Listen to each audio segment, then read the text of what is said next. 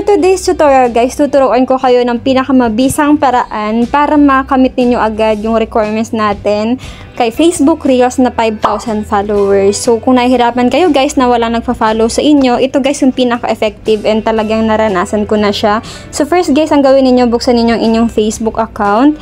Tapos guys, punta kayo sa ano ninyo doon, sa taas, yung person na symbol, ayan. So pupunta kayo guys dito sa mga friend request ninyo. Lahat po ng mga nag-friend request sa inyo guys is i-confirm ninyo. So as you can see, ayan, pindutin nyo lang guys yung see all. So as you can see guys, 3 na lang sa akin kasi in-accept ko sila. So ayan guys, kayo guys, i-confirm nyo lang yung mga kilala ninyo or mga bahala kayo kung sinong gusto nyo ninyo i-accept. So yung mga tag-ibang bansa, kung ayaw ninyo i-accept yun, nasa sa inyo naman yun.